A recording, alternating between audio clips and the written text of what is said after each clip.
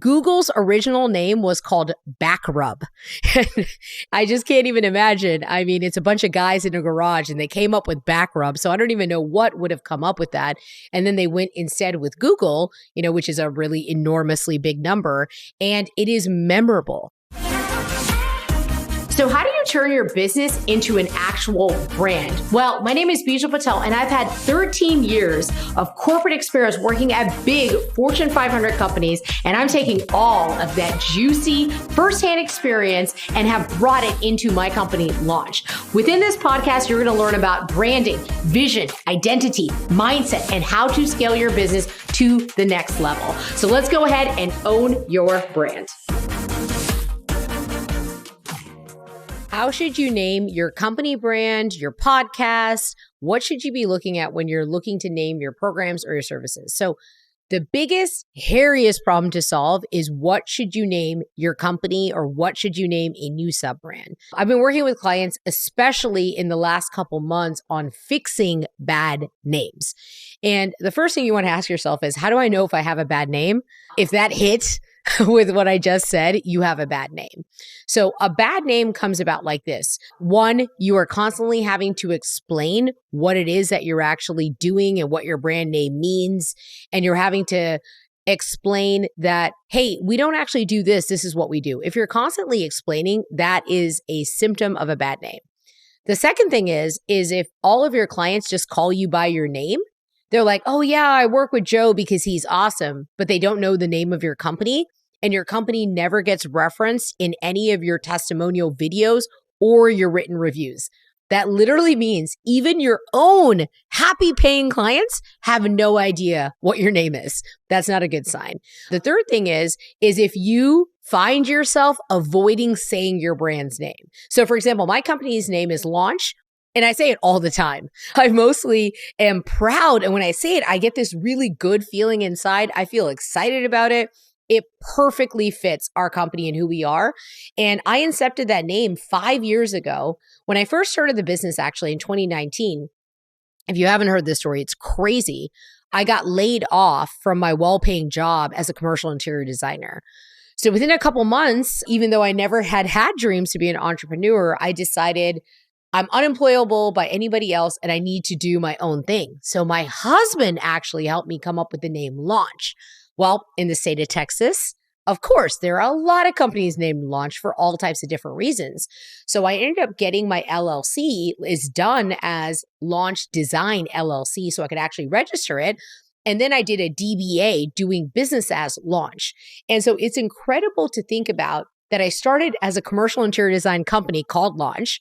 And then I moved into branding and brand strategy, and it still fits.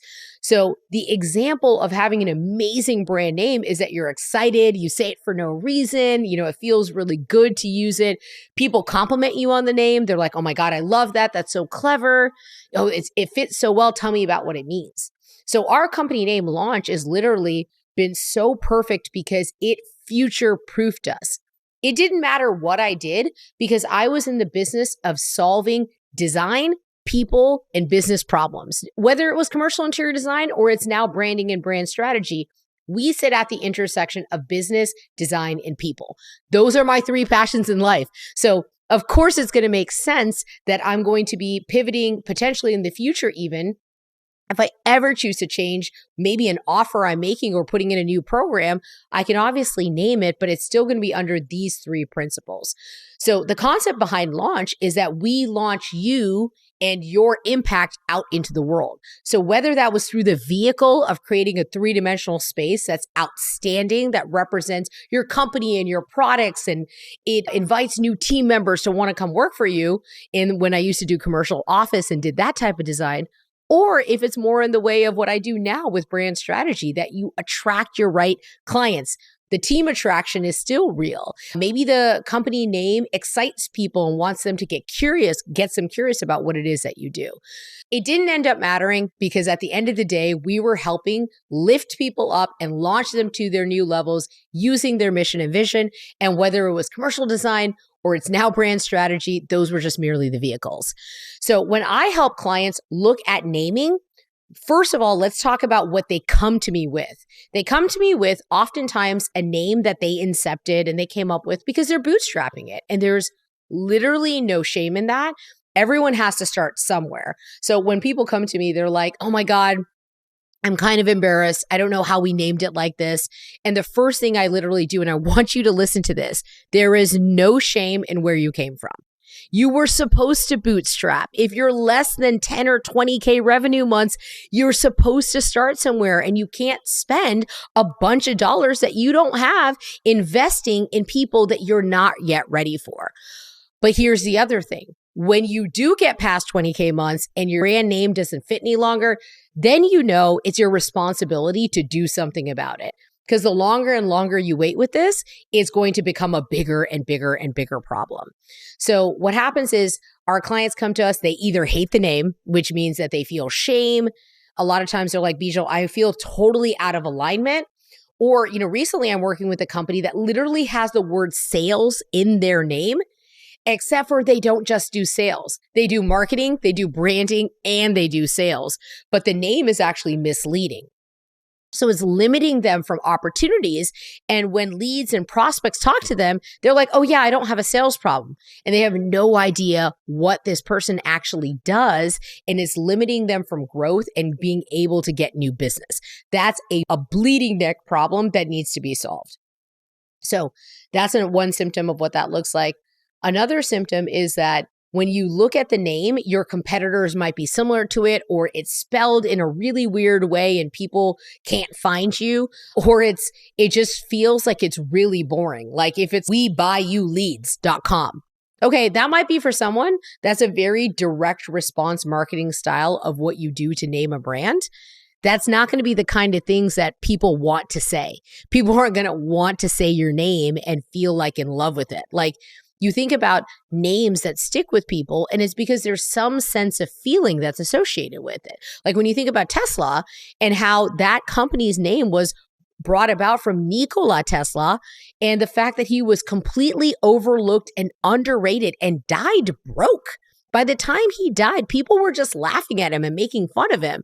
So to watch the founder of Tesla, which wasn't Elon Musk, decide to name the company Tesla, it was an amazing testimony to the power and genius that Nikola Tesla had. He was just ahead of his time. So that's commemorative and it's exciting, And then you just had Elon Musk change Twitter from Twitter to X, and I think that's a bit questionable.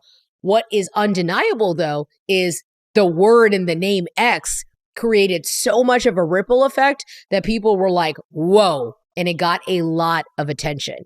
So it's amazing to think about.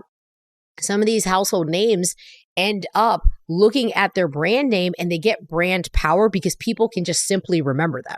They can just remember that name over and over and over again. So this is a fun fact. Google's original name was called Backrub. I just can't even imagine. I mean, it's a bunch of guys in a garage and they came up with Backrub. So I don't even know what would have come up with that. And then they went instead with Google, which is a really enormously big number. And it is memorable. So Google was insightful of using a name that's an actual word and it ties into something real, but saying Google is fun to say. I mean, we're talking about the people who were making web searches and then eventually ended up dominating search engine optimization. They went way past any of the Yahoos and the Bings out in the world and they outcompeted them. But when you have a unique name, it's going to rise to the top in terms of SEO. Hey guys, just taking a quick break here. And I wanted to say I'm so grateful for you tuning in to today's episode. I hope you are loving it. And if you wouldn't mind, I would greatly, greatly appreciate if you could leave us a review, like, subscribe, share this with a friend or somebody that you work with, somebody who's on your team. If you think it'll help them, I would be so appreciative to you. All right, let's get back to it. So those are some of the pieces that you want to be aware of what are the things you don't like about your brand name. It's a costly mistake because prospects don't understand what you do or they don't remember it or it doesn't incite a feeling within them that gets them excited or makes them feel good and makes them want to say your name. It's an enormous problem and it costs you literal dollars. So I've been reading this book by Alexandra Watkins called Hello, My Name is Awesome. And immediately the title got my attention. She's literally a naming expert. She used to work at Ogilvy, so that says a lot about her repertoire. And she had these two frameworks that I wanted to share. The first one was called Scratch, which is how to identify what a bad name is. S is spelling challenged. So if you do something that's unique or different, which I don't know if I totally agree with her on that, but I think if it's so far-fledged from what we thought it was going to be, I think that that creates an issue where people can't type in and actually find you or can't find your website. The other is copycat for C. Copycatting anything that's close to a competitor where people won't remember you. So if you're selling cars and then you're competing with cars.com and then you come up with carsplus.com, first of all, they're going to come after you with copyright infringement. But second of all, they're such a bigger, more dominant brand, they're not going to be able to find you. The third one is called restrictive, and that's when it limits future growth. So that was the example I gave of my own clients where they literally had sales in their name, but they actually do marketing and branding along with that. The next piece of the acronym is annoying, where it seems forced or frustrated and customers don't like it. And she cites this example in the book called Wooza. And those people actually left an endorsement to the book. And it was hilarious because the owner was like, this was such a dumb name. And we thought we were being clever and cute. And literally no one likes our name, including us. No one can spell it and no one can find us. Tame. I want to talk about this. It feels flat and it just feels descriptive and it's super boring. So like, where can I get leads.com? So boring. It has no creativity, no imagination to it. C, curse of knowledge. It only speaks to insiders. So if you are somebody who is like really, really like into your trade and into your craft, and you decide to put out a word that no one knows besides yourself, no one's going to be able to follow you and know what it is you actually do. So I think being aware of that to say, hey, that's something that's insider jargon, you're going to want to avoid that. And the last part of Scratch is hard to pronounce. So it confuses or it distances newcomers. So a lot of people like to use like Sanskrit words. And I think Asana is a great example of being able to use something that's from Sanskrit. So again, I don't holistically say yes or no to this. I think there are times where Sanskrit words apply. But if it's like a 7-syllable word and no one's going to have a chance to be able to say it, and they're not going to have any idea how to pronounce it, that's not a risk that you're going to want to take moving forward. So here is the SMILE framework. These are the things that you actually do want to follow, and they do end up making a strong brand name. S, suggestive. So it evokes something about your brand, like we talked about launch. We're launching people's mission, we're vision, we're bringing them up, we're putting jet fuel into their engine. There's a lot of like positivity and encouragement, and literally we're going on a mission. So that one's suggestive. Memorable. Makes an association with the familiar. So something that kind of draws you in and makes you feel good and makes you feel cozy, something that makes you feel good. Imagery aids memory through evocative visuals. So like, McDonald's, when I think about McDonald's, it's like literally the M of the golden arches and how they took that and emphasized that in their visual logo, but then they also continue to repeat it all over their actual buildings. That's really, really strong in terms of imagery. Legs. Lends itself to a theme for extended mileage. Apple's a great example of that. It literally has nothing to do with this iPhone or any of the products they were going to make. The apple is literally down to when Benjamin Franklin sat under a tree and an apple hit his head.